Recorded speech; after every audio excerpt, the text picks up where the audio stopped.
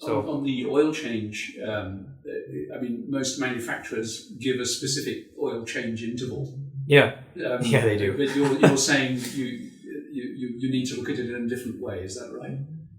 Yes, and the what I'm seeing a lot now, like a lot of people have come to me with this question, so I've spent many hours looking up almost every manufacturer's interval. What is their interval? How far apart is it? The oil change interval. The oil change interval. And nowadays, I'm having a hard time finding a manufacturer who's recommending anything less than 10,000 kilometers for an oil change. They're all above 10,000 kilometers. Some of them are getting ridiculously high, like 20,000 kilometers or 25,000 kilometers. They say, you only have to come in once a year. And while that's valid that, okay, your engine's not dead at 25,000 kilometers, the oil is sure not in any good condition. It's long since expired.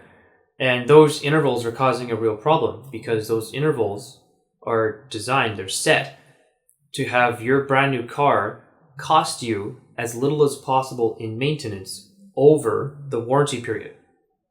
Let's say it's 5 years. So inside of the 5-year warranty period, the manufacturer, not the dealer, the manufacturer wants you to spend as little as much as possible on maintenance so that your experience as a client is, this is the best car ever because it costs me so little. However, at the end of the 5 years, their intention is that the car's expired. You're going to get a new one. They're in the business of selling cars. So the whole maintenance manual that they wrote has been written to serve what their bigger picture is called sell the car. So if you buy a new car and you're planning on keeping it past the warranty period, you may want to look into more traditional, intelligent maintenance plans that a private shop could tell you about versus just following the book. Otherwise, here's what will happen. At the end of the 5 years, you'll still have the car. You'll go from the dealer to a private shop, and the first time that private shop looks at the car, they'll put it in the air, and they'll go, wow, you've got like several $1,000s worth of maintenance long overdue, and problems are showing up.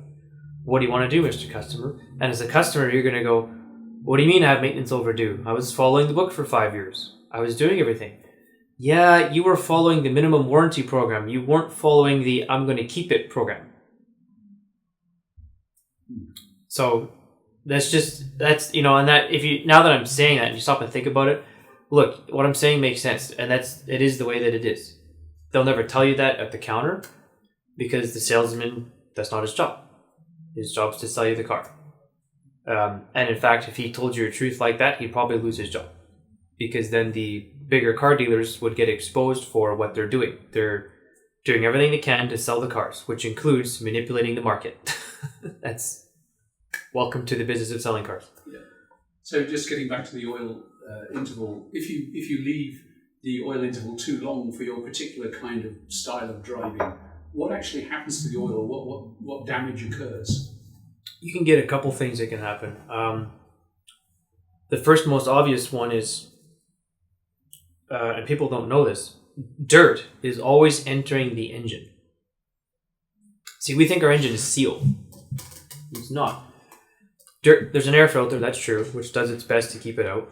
But little particles do come through, the air filter, and they get into the intake as long as the fuel that comes in there. And then you got this piston and there's combustion happening, right? Well, it burns. So sometimes you have burnt particles that don't get flushed out the exhaust. They go down into your oil.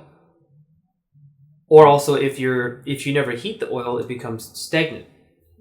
And it loses its ability to heat and cool. It's like when you don't stretch, you know how you're no longer flexible?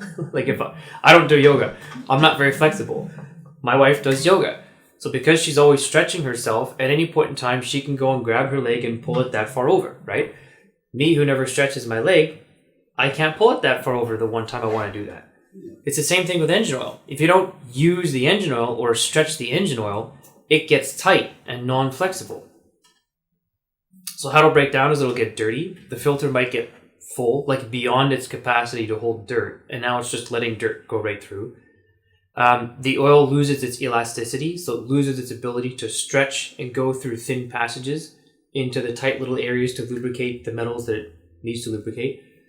So after a certain amount of time, the oil just stops going in there. And next thing you know, you've got metal on metal dry with no lubrication because the oil couldn't get in because it can't fit anymore. It can't squish down to go thin anymore. It hasn't been stretched, it hasn't been used. On modern cars now with these really advanced motors they're using oil pressure to control lots of things. See, on a traditional motor, oil pressure just lubricated the motor, and that was about it. Now they actually use oil pressure to operate solenoids and valves to change mechanical timing and other things like that, all inside of giving you fuel efficiency and maximum power and, getting bigger and better is basically it. So the downside is, with a modern car, all these complex systems that are now very sensitive and computer controlled, they may throw a warning light at you. If you let your oil change go too far, you might get a check engine light on or some rough running, and then you'll come into the shop and a technician will look at it, and after some testing, he'll find out, oh, your oil's all sludged up, it got thick and sludgy, and then it plugged one of those valves. And now the valve's damaged. Now you got to replace the valve, clean out the sludge, do your oil change that's long overdue, clear the codes, and now you're good to go.